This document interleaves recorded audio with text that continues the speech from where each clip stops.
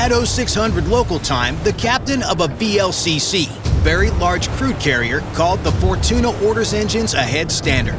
330 meters of double-hulled steel pushing southeast through the Persian Gulf. Routine departure. At least, it would be if the world's most important oil choke point wasn't shut down by a country that just lost a war and decided to win anyway. Unknown to the bridge crew, an IRGC Islamic Revolutionary Guard Corps monitoring station on Qashem Island has been tracking the ship since she loaded. The Pacific Fortuna has 90 nautical miles of Iranian coastline between her and open water. No weapons aboard, no escort. She's about to enter it. From this point, the math is simple and unforgiving. 90 nautical miles of Iranian coastline at 15 knots, 6 hours until open water, and every single mile of it is under Iranian guns. The ship pushes into the shipping lanes, officially called the Traffic Separation Scheme, which sounds like something your HOA would send a passive-aggressive letter about, until you realize it's the only thing keeping two streams of oncoming traffic from hitting each other head-on. If you look here at the navigational chart, this is why the Strait of Hormuz keeps energy executives awake at night. The whole thing is 21 miles across at the narrowest point, but ships don't get to use all of it. All traffic gets squeezed into 2 lanes, each one only 2 miles wide with a 2-mile gap between them. Inbound on one side, outbound on the other. The whole corridor is barely 6 miles across. Imagine driving a 3-football field long truck through a 2-lane tunnel with no shoulder and no exits. The truck needs 15 minutes to brake and is hauling flammable liquid. That's a VLCC transit through Hormuz on a good day. This is not a good day. The tanker drives deeper into the Narrows, and the Iranian coastline begins dominating the view to starboard. If you look here at what the crew is looking at, the geography tells you everything you need to know. Iran doesn't guard the door to the Persian Gulf. Iran is the door, both walls, ceiling, and floor. Qashem Island you see here alone stretches 120 kilometers parallel to the narrowest section, and the islands of Larak, Hormuz, and the disputed Abu Musa sit directly in the shipping lanes, each one with an IRGC garrison, radar stations, and coastal weapons. Before the crisis, roughly 15 million barrels of crude moved through here daily, 20% of the world's seaborne oil. Right now, that number is 0 if your flag is friendly to the Americans, and 47 tankers sit at anchor in the Gulf of Oman because nobody wants to drive through what the strait has become. The Pacific Fortuna is about to sail past every one of them going the wrong direction. The maritime equivalent of driving the wrong way through a border crossing at midnight in reverse with every light on the car lit up, and the guy in the booth already has his hand on the radio. And here's the part that makes Iran's job insultingly easy. The small antenna on the Pacific Fortuna's mast is her AIS transponder, Automatic Identification System. Every commercial ship in the world has to keep it running. International law requires it, which means every few seconds the Pacific Fortuna is broadcasting her exact position, speed, heading, and cargo on a frequency anyone can listen to. The whole point is collision avoidance, keeping ships from running into each other. But it also means that anyone with a $200 receiver, including every IRGC monitoring station on the Iranian coast, can track every vessel in the strait in real time without lifting a finger. The Pacific Fortuna is required by law to announce her own approach to the enemy. She's sending them a text message every few seconds. It's like sharing your location with your ex-wife, except your ex-wife doesn't have anti-ship missiles. At least you hope not. The bridge crew picks up chatter on the VHF radio, voices in Farsi, IRGC Navy identifiers. Somebody is clearly discussing the Pacific Fortuna. Then the radio goes silent, and the first mate stares at the speaker like it just made a threat. He's not wrong. The lookout sees it first. Dark object bearing 010, 400 meters ahead, riding low in the outbound lane. Could it be a plastic drum off a fishing boat? Could be something far worse. From the bridge of a ship riding 20 meters above the waterline, you can't tell the difference, and you won't know which one it is until it's far too late. The captain reaches for the helm order and stops. He can't turn. Here's where the math gets ugly. The Pacific Fortuna carries 300,000 tons of ship and cargo. At 15 knots, her stopping distance runs 4 to 8 kilometers.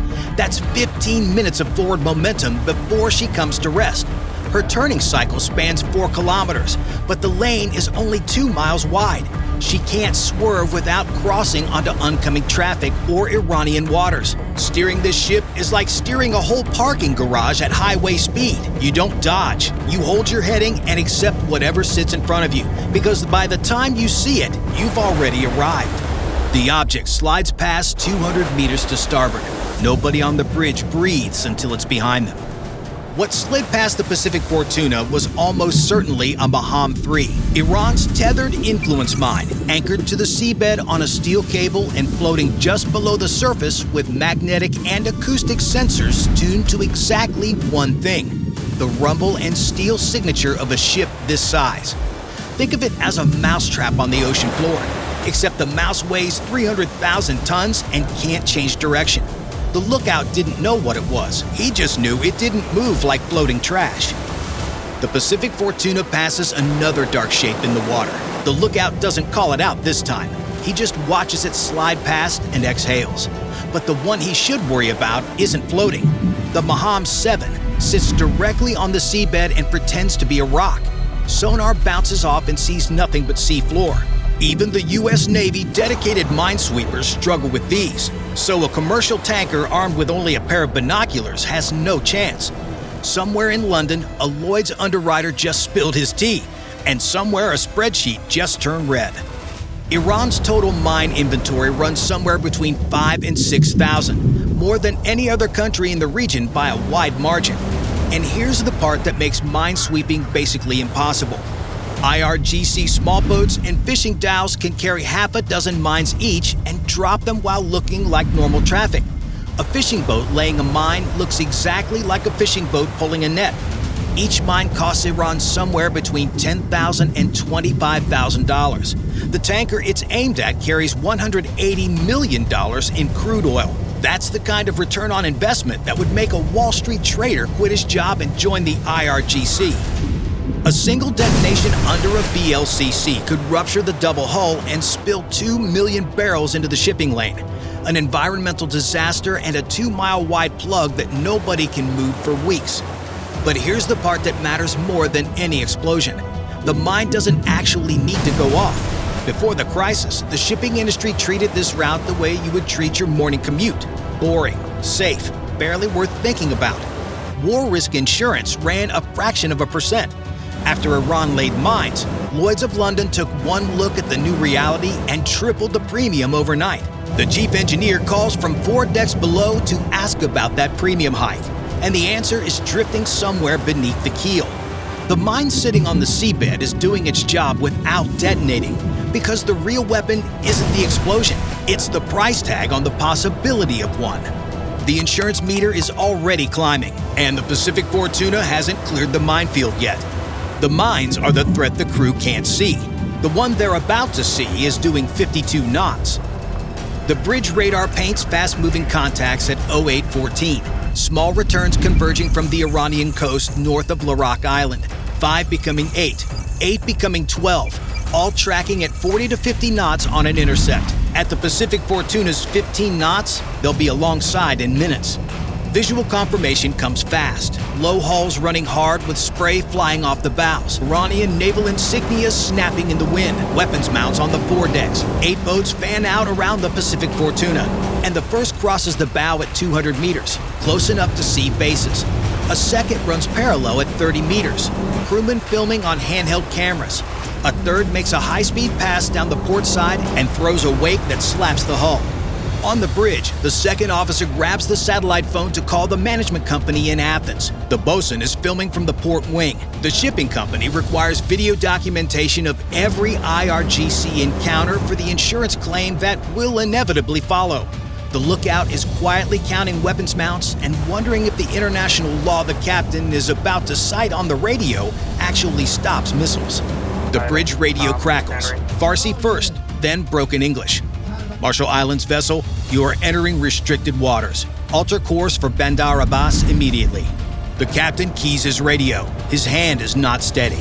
IRGC vessel, this is Pacific Fortuna. transiting international waters under the right of transit passage, maintaining course and speed. International maritime law sounds authoritative on paper. It sounds very small when 8 missile boats are circling your ship. Now here's what's actually circling them. If you look here at the boats, these are IRGC Navy fast attack craft, and the US military already knows how dangerous they are because they lost a war game to them. The backbone of the fleet is the Peykaap class missile boat, 17 meters long, 14 tons, armed with Qader anti-ship missiles, and fast enough at 52 knots to cover a nautical mile in 68 seconds, while the Pacific Fortuna covers the same distance in 4 minutes. Imagine a pack of armed jet skis circling your above-ground pool while you stand in the middle holding a garden hose. That's the Pacific Fortuna's tactical situation. The Pacific Fortuna's defensive options are the radio, the camera phones, and a strongly worded email to the insurance company. Behind the Peykaps come C-14 catamaran missile boats carrying C-704 anti-ship missiles and Houdong-class boats mounting Noor missiles, Iranian copies of the Chinese Charlie 802, with ranges stretching from 120 to 170 meters and 165-kilogram warheads. Behind those come hundreds of small armed speedboats carrying machine guns, rocket-propelled grenades, or explosives for ramming. What the bridge crew of the Pacific Fortuna doesn't know, and what the IRGC commander on the lead boat absolutely does, is that the Pentagon already learned what this swarming doctrine could do. And the lesson came in 2002 with a $250 million price tag. Millennium Challenge, the most expensive war game in military history, put an Iran-like country up against a U.S. carrier strike group in the Gulf. A retired Marine 3-star general named Paul Van Riper commanded the Iranian side. He sent waves of fast boats combined with shore-based missiles and explosive-laden ramming craft. Van Riper sank 16 warships in under 10 minutes, including a carrier. The Pentagon was so stunned, they reset the simulation and scripted an American victory. Van Riper walked out. He told reporters that nothing was learned and that a military culture unwilling to test itself didn't bode well for the future. The IRGC was paying attention even if Washington wasn't. They've been drilling these exact tactics in these exact waters ever since, and the boats have only gotten faster. On the lead boat, the IRGC commander watches the tanker hold course. He checks his orders: intimidate, document, report. Do not fire. The boats hold formation for 6 more minutes, then peel off toward the coast. The bridge crew exhales. The captain doesn't. The boats were the threat they could see. The one on the coast doesn't need to move at all. The IRGC hasn't fired a single round yet. Qasem Island fills the northern horizon, 120 kilometers of Iranian territory running parallel to the shipping lane, close enough to make out buildings on the shore, communications towers, vehicles on the coastal road, and structures carved into the cliffside that don't look like houses because they aren't. The captain hasn't left the bridge wing since the boats peeled off. The chart says 22 nautical miles to the exit. At current speed, that's roughly 90 minutes of Iranian cliffside passing close enough to starboard that the crew can practically smell the diesel from the coast road. The Pacific Fortuna passes a stretch of coastline where satellite imagery from last week showed launcher tracks in the dirt, trucks that rolled out of hardened cave positions, parked on the clifftop, and rolled back underground. What those trucks carry is the threat that no one aboard can see coming or do anything about. The Noor, the same weapon mounted on the fast boats that just peeled off, doesn't need to be close to hit you. From a coastal battery hidden in those cliffsides, it flies at Mach 0.9 and drops to 5 to 7 meters above the water in the terminal phase. That's roughly the height of a basketball hoop above the wave tops. It navigates the first 100 kilometers without emitting a single signal. Inertial guidance. Nothing to intercept, nothing to jam. In the terminal phase, it lights up its own active radar seeker, shouting into the dark and listening for the echo of a steel hull. By the time that echo returns, the missile is already inside your last line of defense.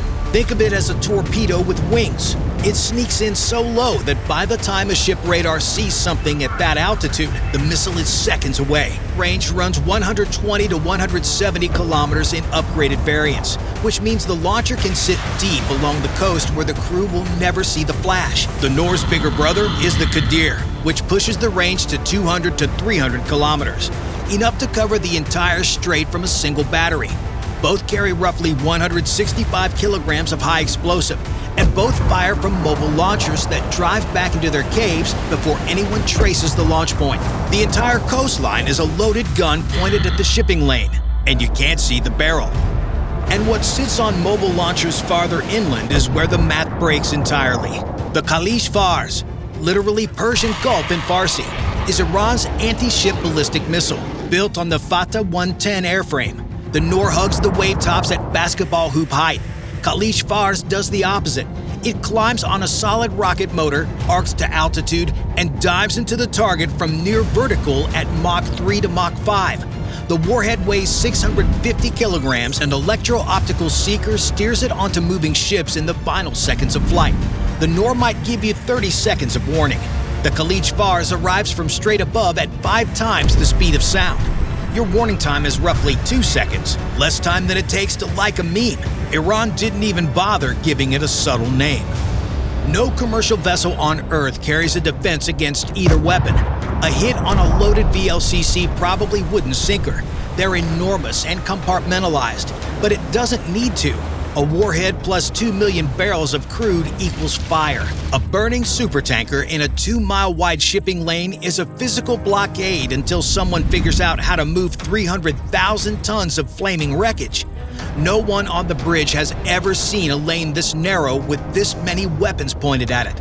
The bosun, 23 years at sea and more Hormuz transits than he can count, says it never felt like this before. The insurance premiums have been climbing since the first mine passed under the keel. Iran's operating costs for the gauntlet so far: 1 drone, 8 boats, and a VHF radio call. The lookout calls for new contact, something airborne, small and slow, circling at 5,000 feet. The drone orbiting the Pacific Fortuna is an Iranian Mohajer reconnaissance bird, and it has been the eye in the sky for every IRGC attack on shipping since the crisis started, feeding position, speed, and heading to every missile battery and boat commander in range. Its cousin, the Shahed 136, is a one-way attack drone, a flying warhead with 2,500 kilometers of range that costs roughly $20,000 a copy. In 2019, a swarm of these knocked out half of Saudi Arabia's oil output using weapons that cost less than a new sedan. A $20,000 drone against $180 million in crude. That's the asymmetry Iran built its entire strategy around, and the drone overhead is proof of concept. The Mohajer circles twice more and banks north into the haze, not attacking, cataloging. The first mate watches it disappear and mutters that at least his wife's Amazon order deliveries drop something off when they circle the house. The captain doesn't laugh. Somewhere on Qasem Island, a coastal battery just received the Pacific Fortuna's updated position. The weapons are loaded. Iran is waiting to see if it needs to use them.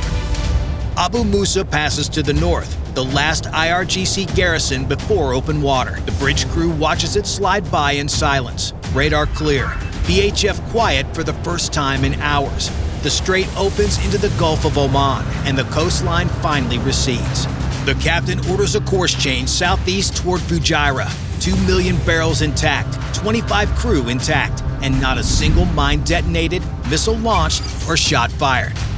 Iran let them through. Every mile of that transit, mines, boats, missiles, drones, and the IRGC never pulled a trigger. But the insurance company did.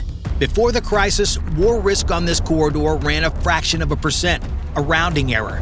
Today, it runs 2 to 3%. On the Pacific Fortuna, that's several $1 million for a single transit through a corridor Iran just proved it controls. Iran's rumored fee to skip the gauntlet? $2 million. Every ship owner on the planet already has a calculator open. The weapon was never the warhead. The weapon was the arithmetic. The whole gauntlet exists to make $2 million sound like a bargain. And the fee exists so Iran never has to use the gauntlet. Tomorrow, another captain will stare at a chart off the strait and reach for that calculator. 2 million is cheaper than several million, and paying is safer than praying. But here's what Iran is betting you won't look at. 60 nautical miles south of where the Pacific Fortuna just exhaled, a U.S. amphibious ready group is holding station in the Gulf of Oman. 3 warships, 2,000 Marines, and enough Seahawk helicopters to sanitize the outbound lane. A carrier strike group is rotating through the Arabian Sea with an air wing that could put every coastal launcher on Qasem Island out of business before the second cup of coffee. The 5th Fleet Mine Countermeasure Squadron has 4 Avenger-class sweepers forward deployed to Bahrain, purpose-built to find and destroy exactly the weapons Iran just laid. And the thing about American carrier groups is that their insurance premiums don't change based on proximity to Iran. Iran built a toll booth, but every day that toll booth operates, tanker companies are rerouting around the Cape of Good Hope, adding 14 days and $1 million per voyage to avoid the strait entirely. Iran's leverage shrinks with every ship that finds another way around. The question nobody in Tehran wants to answer is what happens when the United States decides to remove it. If you enjoyed this video, then watch this other video on the war with Iran. Bye for now.